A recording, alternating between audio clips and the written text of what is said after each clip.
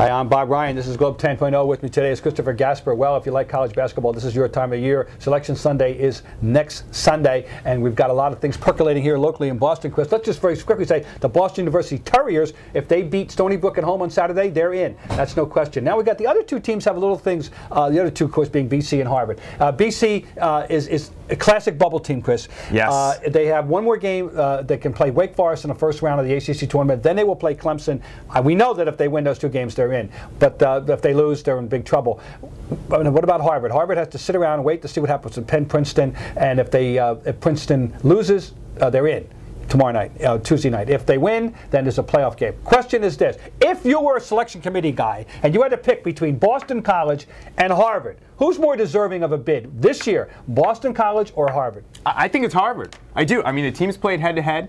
Harvard beat them fair and square. At Conti Forum. They've beaten them 3 years in a row. And look at Harvard's losses. Obviously, they have the two Ivy League losses, but the other losses they lost at Michigan. At Michigan. Like, that's a tournament team. It's a good L.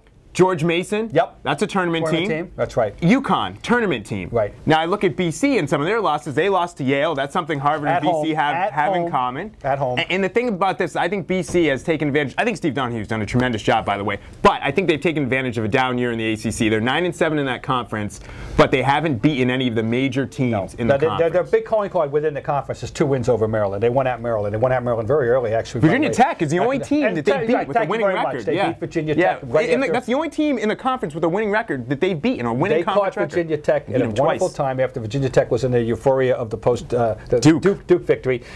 Each team has a signature win. BC's signature win is Texas A&M. Correct. Very early, long time ago, but for a long time, Texas A&M was one of the last undefeated teams in the one-loss teams in the country. That loss was to Boston College. Harvard's signature win is Colorado, who by 16 points. A bubble team, by the way, in a big major conference, Colorado. That's their signature win, other than, of course, winning at BC. So they've got that. They're hot too, playing really well. So who do you feel is more deserving? Honest to God, I mean, I hate to say this, I'm a BC guy. I was going to say you're a BC alum. Fact of the matter is, I think that if you're going to come down to the fairest of all tiebreakers in this, who won the game? Harvard won the game. So I'd have to say, if I were a committee man, if that were the tiebreaker, it would be very difficult for me all to say that Harvard deserves it. Now, what we all want, and I want as much as anybody else, is everybody to get in. We want BU to win, we want Harvard to win, and we want BC to get in, and then we'll have some fun. But they could all be in Dayton, quite frankly. Oh, well, that's a topic for another day. All right, here we go. College basketball talk. We can't get enough of it.